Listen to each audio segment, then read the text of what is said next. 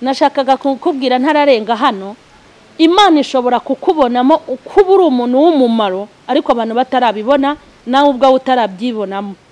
Impamvu Imana yahamagaye Aburahamu nuko Imana yari izi yuko izamugira umuntu w'umumaro ifite ibyo igomba kumukoresha.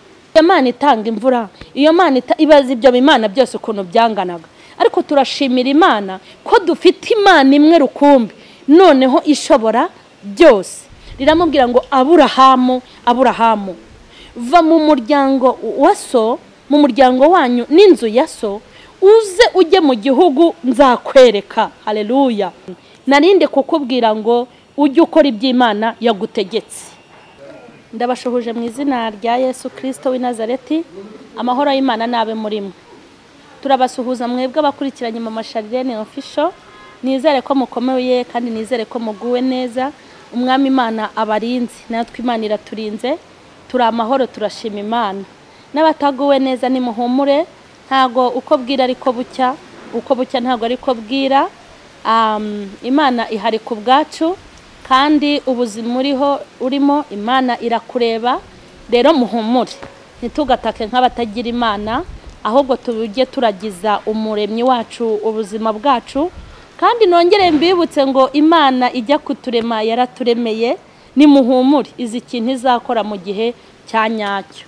Rero ndabashuhuje abari mu Rwanda, bari mu bihugu by'abaturanyi, abari mu bihugu bya Afrika bitandukanye, abari muri Amerika ya ruguru n'Epfo, abari muri Australia, abari muri Europe. Imana y'amahoro ibahezagire. Turebe mu Itangiriro ibice 12 umurongo wa 4, dusome mu izina rya Yesu. Aburahamu aragenda nk'uko Uwiteka yamutegetse, Loti ajyana nawe. Ubwo yavaga i Harani, Aburahamu yari amaze imyaka 75 avutse. Aburahamu aragenda nk'uko Uwiteka yamutegetse. Niyo ntego y'ijambo shaka ko tuganira, ngo ujye ugenda nk'uko Uwiteka yagutegetse. Imana iguha umugisha. Ndashaka tuganire ngo ujye ugenda nk'uko Uwiteka yagutegetse. Niyo ntego y'ijambo. Ujye ugenda uko Uwiteka yagutegetse, ujye ubaho mu buzima yagutegetse, ujye ukora umurimo yagutegetse, ujye ugenda uko Uwiteka yagutegetse. Uyu mugabo witwa Aburahamu yabaga mu bigirwamana bya Setera, yabaga muri Uri y'Abakarudaya. Imwe mu mirimo yakoraga iwabo yagurishaga ibigirwamana bya se. Maze Imana iramwitegereza imugirira imbabazi.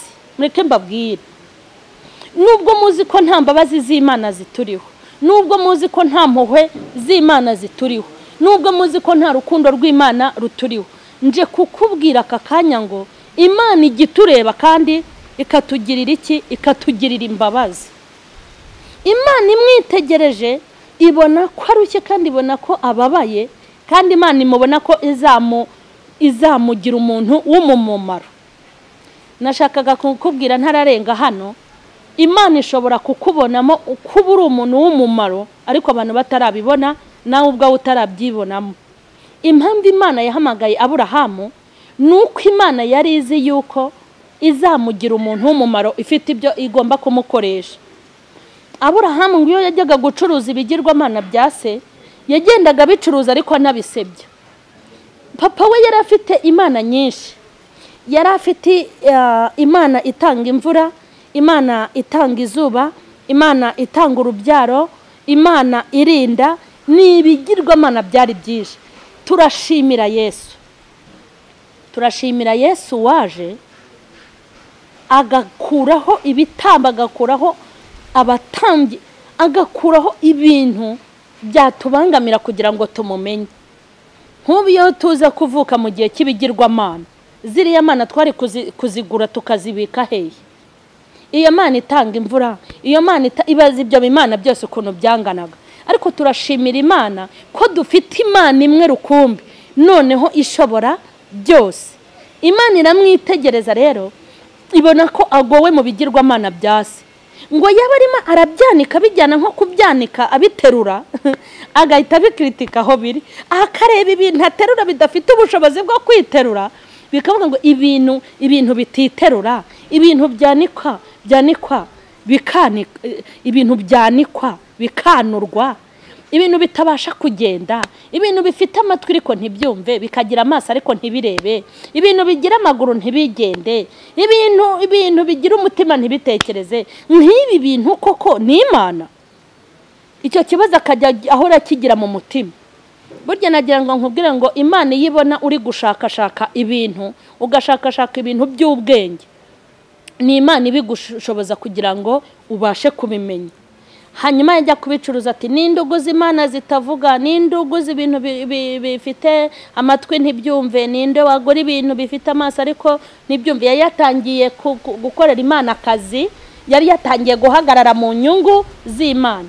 Imana imwitegereje ishaka kumwihishurira, hanyuma ngo yumva ijwi rimuhamagara riramubwira ngo Aburahamu, va mu muryango wa so, mu muryango wanyu n'inzu ya so, uze ujye mu gihugu nzakwereka. Haleluya.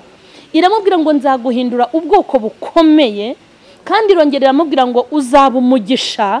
Igeze ubwo imubwira ngo abagusabira umugisha nanjye nzawubaha, igeze ubwo imubwira ngo uza kuvuma nanjye nzamuvuma. Imubwira ijambo rikomeye ngo muri wowe nimwo imiryango yose yo mu isi izahererwa umugisha. Iri jambo rero tumaze gusoma nonaha riravuga ngo nuko Aburahamu yumvira Imana, yumvira ijwi ry'Imana aragenda. Yumvira ijwi ry'Imana agira gute? Aragenda. Ndashaka kubwira abantu ngo tujye tuba aho Imana iri.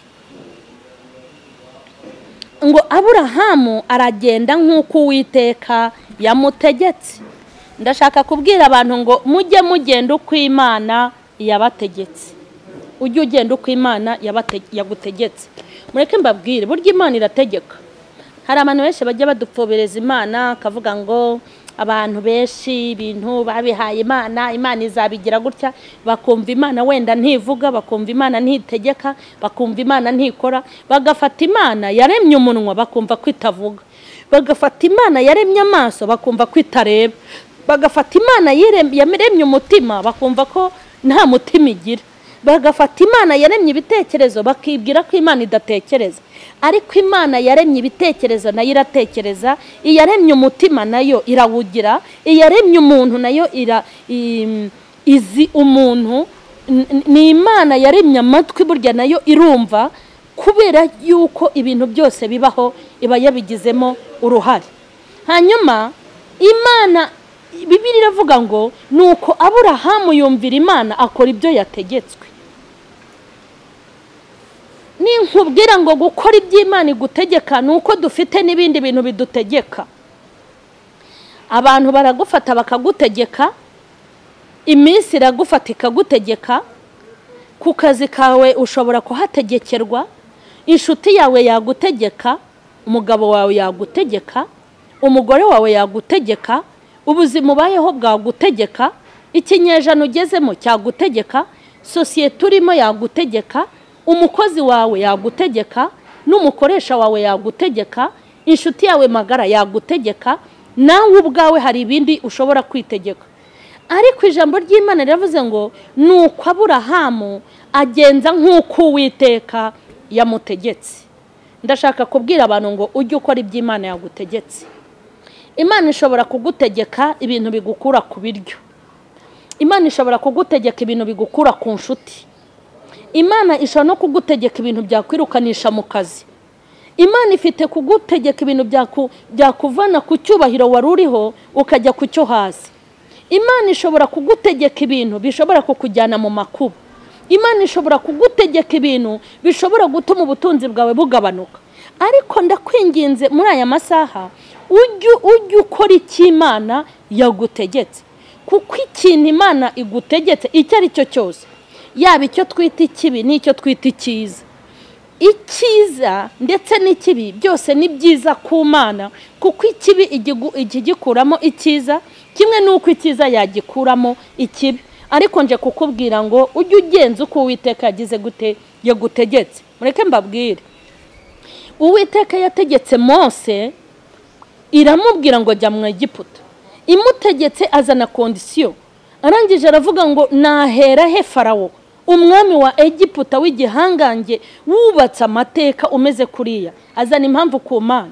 Hanyuma Imana iramubwira ngo wowe ntugire ikibazo kuko nzakugenda imbere, kandi iramubwira ngo wowe nta bintu byinshi uzamusobanurira, uzamubwira ngo ni ndiho wakuntumyeho, hanyuma uzamubwira uti nduwondi wenyine.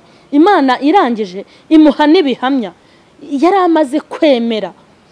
Ariho yamubwiraga ngo rambura inkoni ihinduka inzoka, aravuga ati wiyihunga, yifata umurizo. Imana ishimwe, bishatse kuvuga ngo Imana yigutegetse ikintu, iyigutegetse kugutuma iguha impamba yaho ugomba kujya. Iyigutegetse ikintu ukagihuriramo n'ingaruka, yirengera ingaruka zizaba ntizikugireho ingaruka. Imana yigutegetse kuyikorera iguha n'uburyo bwo kuyikorera, kandi yigutegetse ngo ba muri ubu buzima ntabwo ushobora gukorwa n'isoni. Imana ikintu igutegetse, ikiza cyo gukora icyo Imana yagutegetse, iyo uhuye na mbutiyaje mu byo yagutegetse, yemera kwirengera ingaruka n'urugamba uzahura narwo, irarwirwanirira. Kubaho Imana yagutegetse ni inyungu nyinshi kuri wowe ndetse no kuri ngewe, kuko iyo uri ahantu Imana yagutegetse cyangwa uri mu by'Imana igutegeka, icyo gihe iba yabaye responsable w'ubuzima bwawe, niyo manager, niyo kumanaginga. Imana ihabwa icyubahiro. Iyo uhuye n'uburwayi uri ahantu yagutegetse, igushakira imiti, irakuvura. Iyo uhuye n'ibibazo uri ahantu Imana yagutegetse, irabikemura. Iyo uhuye n'urugamba uri ahantu Imana yagutegetse, irarurwana. Ihabwa icyubahiro. Kubaho gukora iby'Imana yagutegetse ukaba mu buzima wategetswe n'Imana ni iby'igiciro n'iby'icyubahiro. Ariko kubaho ukaba mu bintu Imana itagutegetse itanashaka ni igihombo cy'iteka, kuko iyo uhuye n'ibibazo urabyirengera. Kandi kukubwira ngo wirengere ibibazo uhura nabyo n'ibyo uzahura nabyo ni ikizami gikomeye, kuko hari ibyo ushobora n'ibyo udashobora n'ibyo abantu badashobora. Hanyuma nkwifurije kubaho Imana yagutegetse no gukora iby'Imana yagutegetse. Aburahamu hari ikintu yategetswe, ndashimira Imana aka kanya.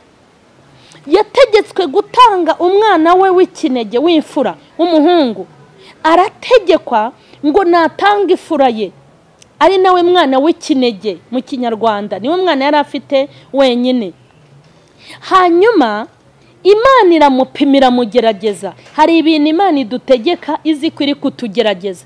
Hari ibyo itubwira ngo kora gutya, izi ko nubikora uhura n'ibibazo, ariko ikirengera ingaruka zayo, ariko bizabyo igakuramo inyungu. Aburahamu yategetswe ikintu gikomeye, yategetswe gutanga umwana we w'ikinege.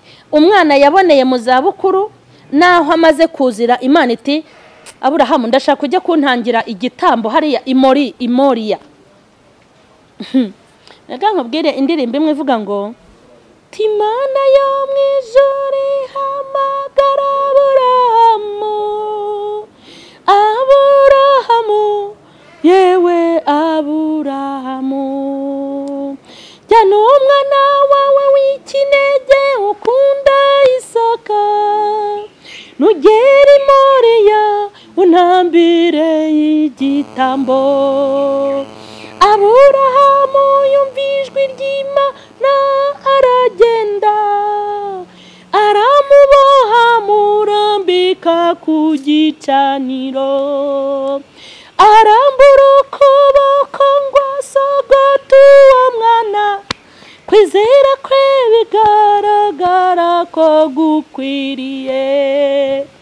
Uwo niwe wabaye, uwo niwe wabaye inshuti y'Imana, kuko yayizeye kandi akanayumvira, kugeza ubwo atanze umwana we Isaka. Mwana w'umuntu we, nawe ujya ugira utyo. Uwo niwe wabaye, uwo niwe wabaye inshuti y'Imana, kuko yayizeye kandi akanayumvira, kugeza ubwo atanze umwana we Isaka. mwana w'umuntu we nawe ujye ugira utyo. Yego, Aburahamu Bibiliya iravuga ngo yumvira ijwi ry'Imana aragenda, afata inkwi n'abagaragu, arangije afata Isaka amutwaza inkwi. Ngo baragenda bageze ku musozi Imoriya, Aburahamu abwira abajabe ngo nibabe bagiye hepfo gake yihererane n'umuhungu we. Yarazi icyo agiye gukora. Ndashaka kuvuga ngo ujye ukora ibyo wategetswe. Ngo aragenda ngo ategura igicaniro, afata inkwi azishyira ku gicaniro. Arangije umwana akamubwira ati se papa, ko ndi kubona inkwi, igitambo kirihe kandi igitambo ari we? Hanyuma ngo amaze gushyiraho inkwi ku gicaniro, asingira umuhungu we. Bibiliya iravuga ngo aramuboha, amurambika ku gicaniro. Arangije ngo yegura inkota ngo asogote uwo mwana. Ngo marayika wo mu ijuru aramubonekera, aramuhamagara, aramubwira ngo Aburahamu, Aburahamu, rekura umwana wawe Isaka, dore igitambo. Ahita abona intama. Ngo hanyuma kwizera kwe bihita bigaragara ko gukwiriye. Ariko turashimira Imana, hari iyi ndirimbo ikomeza ivuga ngo ntitukira bagucirwa witeka ko bw'ibitambo, Yesu umwana w'intama w'Imana yarabonetse. Turashimira Imana ko ibitambo bitakibaho. Yumviye Imana ageze ubwo afata umwana w'ikinege ajya kumutambira Uwiteka. Ariko Uwiteka ngo abona yuko kwizera kwe gukwiriye, ahita avuga ngo wimutera icyuma, rekura umwana wawe agire gute? Rekura umwana wawe, dore intama agendera, ubari utangaho igitambo. Hanyuma Bibiliya ikavuga ngo Aburahamu yahise aba inshuti y'Imana kubwo kuyumvira. Asubiye mu rugo asubirana y'umwana, kandi asubirayo afitiwe n'icyizere n'Imana. Narinde kukubwira ngo ujye ukora iby'Imana yagutegetse. Abisiraheli bajya kurwana i Yeriko bahawe kondisiyo y'ukuntu bagomba kuzenguruka i Yeriko 7, buryo bakagira 4 ntago yari guhirima. Hanyuma baravuga ngo kandi ku munsi nibamara kuzenguruka 7, ku nshuro ya 7 bari bukubite ibibindi hasi, bari buvuze urusaku, bavuze urwamo. Icyari gifite imbaraga si ibikoresho bakoresheje, ahubwo icyari gifite imbaraga nuko ibyo bakoresheje bari babitegetswe n'Imana. Buryo iyo badakoresha, iyo batumvira Imana, ntibazana ibibindi, bagashaka imbunda, bagashaka ibibombe. Ibibombe ntago byari kugira imbaraga nk'ibibindi, kuko ibibindi byari bitegetswe n'Imana. Ndashaka kubwira abantu ngo mwige kubaho mu buzima mwategetswe n'Imana. Mureke mbabwire, Abisiraheli bajya gutsinda kuri Ayi, hari ibyo bategetswe n'Imana ukuntu bagomba kurwana kuri Ayi. Aho bategetswe ngo bagende bubikira umudugudu batawinjiyemo, abandi binjire mu mudugudu barwane bigire nkaho babatinye bisubiza inyuma. Hanyuma bari kubakurikirana bakaminura imisozi, nibabona barenza babukiriye hirya hafi aho, barinjira mu mudugudu barwane batwike kandi bahite batsinda. Ngusabye kumvira Imana kandi ugakora ibyo wategetswe nayo. Ndashaka yuko dusenga Imana yo mu ijuru nibaha umugisha, ujye ukora ibyo Imana yagutegetse. Muri ubu buzima abantu bazi kugutegeka, bagutegeka ibyo ubwiriza, bakagutegeka uko ukwiye kubaho, bagutegeka uko ukwiye kurwana urugamba, bakagutegeka uburyo uzarambagizamwo, bagutegeka uburyo washaka akazi, bakagutegeka uko uzacuruza, bagutegeka ukuntu uzajya gushaka inguzanyo. Abantu nabo bazi gutegeka. Ariko nje kukubwira nanakuburira ngo ntuzabeho uko ushaka, ntuzabeho uko abantu bashaka, ahubwo ujye ukora ibyo wategetswe n'umutegetsi ari we gutegeka. Tugiye gusenga Imana ibaha umugisha, mujye mukora ibyo mwategetswe. Ngiye kubasengera. Iyo uri gukora ibintu utategetswe bikugiraho ingaruka. Iyo uri gukora ibintu utategetswe urirwariza. Iyo uri gukora ibintu utategetswe uhura n'ibibazo bikomeye. Mana y'imbaraga nyinshi kandi zikomeye, Mana y'icyubahiro, umukozi w'umuhanga, Imana y'ubuzima bwacu n'imibereho, izina ryawe nirihabwe icyubahiro kubw'uyu mwanya wongereye kuduha kugira ngo tuvuge ijambo ryawe. Nushimwe kandi uhabwe icyubahiro kuko wadushyigikiye kugira ngo tubashe gusohoza umugambi w'ikiri ku mutima wawe. Izina ryawe nirihabwe icyubahiro. Ndasengera iyi message inyuze mu ijambo ryawe, ushyigikira ubu butumwa bugere aho bwagenewe, wubake imitima y'abantu bawe barushaho kukumvira no kuba mu nzira ubategeka, kugira ngo bazahirwe nk'uko Aburahamu yahiriwe. Aburahamu yarakumviye, hanyuma agira urubyaro rungana n'umusenyi kandi agira urubyaro rungana n'inyenyeri. Yarakumviye, yitwa sekuru, haleluya, w'amahanga. Natwe dusabye kukumvira no kuba mu itegeko ryawe.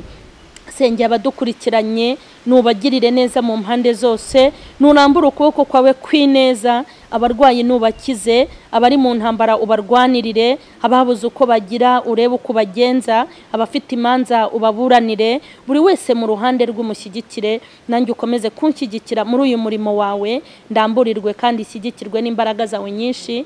Icyubahiro n'ikibi cyawe ni mu izina rya Yesu, amen. Turabashimiye rero abari bakurikiranye iri jambo ry'Imana, kumva iby'Imana igutegetse hanyuma ukabikora. Imana ibahe umugisha abakunzi banjye. Mukomeze mukoreshe mukore subscribe, mwandika aho hepfo kuri comment, hanyuma mukomeze kuduha inama n'ibitekerezo. Kandi nawe ufite ijambo ry'Imana, ukwiyumvamo umuhamagaro wo kuvuga ubutumwa, nawe ufite ubuhamya buzima busobanutse n'ibihamya by'Imana, wazaduhamagara kuri nimero ziraho, hanyuma ukaza gusangiza abantu b'Imana ubuhamya bwawe. Imana rero nibahe umugisha, mukomeze mutunge kandi mutunganirwe mu izina rya Yesu, amen.